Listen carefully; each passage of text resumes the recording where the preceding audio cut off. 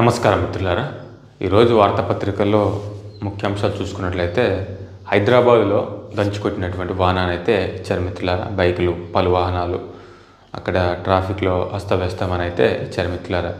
మెయిన్గా అసలు హైదరాబాదులో ఏ చిన్న వర్షం వచ్చినా కూడా, ఏ చిన్న అర్ధగంట గంట కొట్టినా కూడా మొత్తం నగరం మొత్తం అస్తవ్యస్తం అవుతుంది. కారణం ఏంటంటే మెయిన్గా భూ కబ్జాలు, చెరువులను ఆక్రమించి బిల్డింగ్లు కట్టడం, అనేక రకాల కారణాలు కావచ్చు అన్నమాట. దానివల్ల మెయిన్గా ఇప్పుడు దీని కనుక మనం ఇప్పుడు హైడ్రా అనేది కూడా చాలా వరకు ఫ్యూచర్లో హైదరాబాద్ను కాపాడుకోవడానికి, పరిరక్షించుకోవడానికి చాలా వరకు ఉపయోగపడుతుంది. ఇప్పుడు లేకపోయినట్లయితే ఇప్పుడు ఆ చెరువులు, కబ్జాలు అవన్నీ అక్కడ ఆగాల్సినటువంటి నీరు రోడ్ల మీదకి, ఇళ్ళ మీదకి, ఆ కట్టుకున్నటువంటి ఇళ్ళ లోపలికి వచ్చేటువంటి అవకాశం ఉంటుంది. కాబట్టి ఖచ్చితంగా మనం ప్రకృతినైనా పర్యావరణాన్ని కూడా కాపాడుకుంటేనే మన ఫ్యూచర్లో కూడా బతకగలుగుతాం, జీవించగలుగుతాం మిత్రులారా.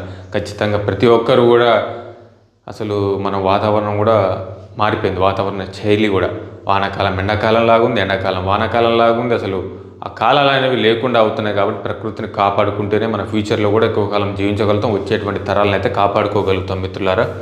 ఇక అసెంబ్లీకి కాళేశ్వరం రిపోర్ట్, కాళేశ్వరంలో జరిగినటువంటి అవకతవకలు కమిషన్ అయితే ఒక నివేదిక ఇచ్చినట్లు, ఇది స్వతంత్ర కమిషన్ రిపోర్ట్ అని కాళేశ్వరం కమిషన్పై బీఆర్ఎస్ చేస్తున్నటువంటి విమర్శలను మీడియా ప్రస్తావించగా, వాళ్ళు అలా అనడం సహజమే, వారి తప్పులను ప్రశ్నిస్తే ఇలా మాట్లాడడం వారికి అలవాటే అని సీఎం రేవంత్ రెడ్డి బదులిచ్చారు. ఇది రాజకీయ పార్టీ నివేదిక కాదు, రాష్ట్ర ప్రభుత్వం ఇచ్చిన నివేదిక కూడా కాదు. సుప్రీంకోర్టు జడ్జిగా, లోక్పాల్ చైర్పర్సన్గా పనిచేసినటువంటి జస్టిస్ పినాకి చంద్రఘోష్ నేతృత్వంలోని స్వతంత్ర న్యాయ విచారణ కమిషన్ ఇచ్చినటువంటి రిపోర్ట్ అని అయితే ఆయన స్పష్టం చేసినట్లయితే ఇచ్చారు మిత్రులారా.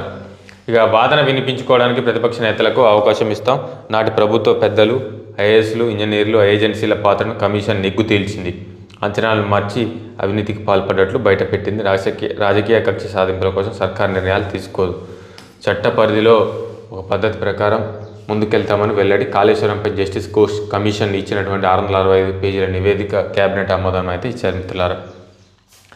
రాజకీయ కక్ష సాధింపులు అనేవి అవసరం లేదు.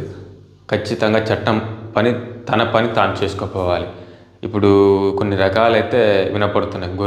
గొర్రె పిల్లల పంపిణీలో అవకతవకలు, అదేవిధంగా అది మనకు F1 రేస్ దానికి సంబంధించినటువంటి దాంట్లో కూడా నగదు బదలాయింపు, అనేక రకాల పూర్తి స్థాయిలో విచారణ జరిపి కాళేశ్వరం ఇది కూడా దీనికి సంబంధించిన కమిషన్ కూడా ఒక నివేదిక ఇచ్చినట్లయితే అర్థమవుతుంది మిత్రులారా. దీన్ని అసెంబ్లీలో మొత్తం రిపోర్టు దాంట్లో వెల్లడించినట్లయితే ఇచ్చారు మిత్రులారా. భారీగా ఆర్థిక అవకతవకలు జరిగాయని 38,500 కోట్లతో మొదలుపెట్టి 1,10,000 కోట్లకు పెంచారని అయితే ఇచ్చారు మిత్రులారా. ఇక జార్ఖండ్ మాజీ సీఎం, మాజీ కేంద్ర మంత్రి, రాజ్యసభ సభ్యుడు శిబు సోరెన్ కన్నుమూత. అనారోగ్యం, వయోభారంతో తుది శ్వాస. 3 సార్లు జార్ఖండ్కు సీఎంగా సేవలు, ఆ రాష్ట్ర ఏర్పాటులో కీలక పాత్ర. దుమ్కా నుంచి 8 సార్లు ఎంపీగా విజయం, కేంద్ర మంత్రి, రాజ్యసభ సభ్యుడిగా సేవలు. సంతాపం ప్రకటించినటువంటి రాష్ట్రపతి ప్రధాని అయితే ఇప్పుడు దీనికి సంబంధించినటువంటి వీరి కుమారుడు కూడా ప్రస్తుతం అయితే హేమంత్ సోరెన్ జార్ఖండ్ ముఖ్యమంత్రిగా ఉన్నట్లయితే అర్థమవుతుంది మిత్రులారా. నాకు సర్వం కోల్పోయినట్లుగా ఉంది అని హేమంత్ సోరెన్ భావోద్వేగానికి గురయ్యారు. జార్ఖండ్ నుంచి శిబు సోరెన్ రాజ్యసభకు ప్రాతినిధ్యం వహిస్తున్నారని, జార్ఖండ్ ప్రత్యేక రాష్ట్ర ఏర్పాటు ఉద్యమంలో శిబు సోరెన్ కీలక పాత్ర పోషించారని అయితే ఒక వార్తా కథనం అయితే ఇచ్చారు మిత్రులారా. ఇక బీజేపీలోకి బీఆర్ఎస్ మాజీ ఎమ్మెల్యేలు ఇప్పటికే బిఎల్ సంతోష్ని కలిసినటువంటి పలువురు లీడర్లను అయితే తాజాగా బీఆర్ఎస్కు గువ్వల అయితే రాజీనామా ఇచ్చినట్లయితే గోల బాలరాజు. ఇక అది కాంగ్రెస్ కమిషన్ కాళేశ్వరం ప్రాజెక్టు పనికిరాదన్నవాడు అజ్ఞాని అయితే కేసీఆర్ గారు. ఇక 42% రిజర్వేషన్ల సాధన కోసం నేటి నుంచి 3 రోజుల నిరసనలను అయితే ఢిల్లీకి ప్రత్యేక రైల్లో బయలుదేరినటువంటి లీడర్లు, బీసీ లీడర్లు చలో ఢిల్లీ అని అయితే ఇచ్చారు మిత్రులారా. ఇక రష్యా నుంచి ఆయిల్ కొనుగోలు ఆపకుంటే ఇండియాపై మరిన్ని టారిఫ్లను అయితే మాకు దేశ ప్రయోజనాలే ముఖ్యం. ట్రంప్ కామెంట్లకు విదేశాంగ శాఖ కౌంటర్.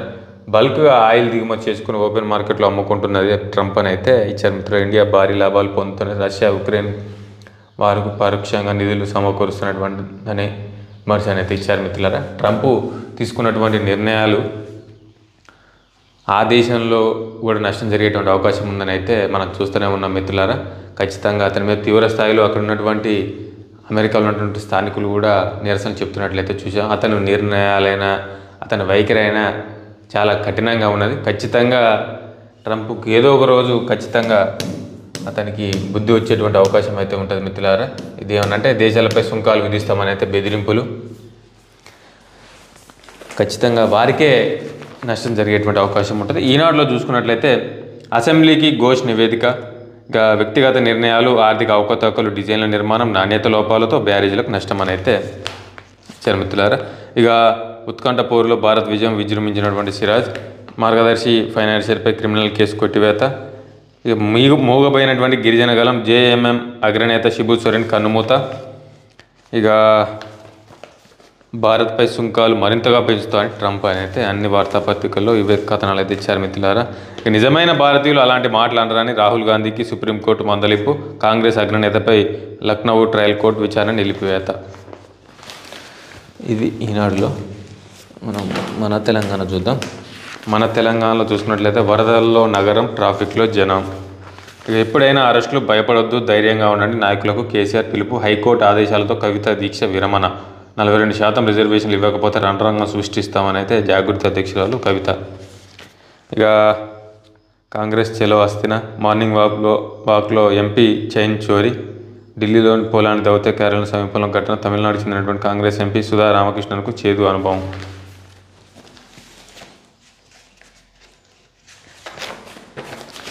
ఇక ఆంధ్రప్రభలో చూసుకున్నట్లయితే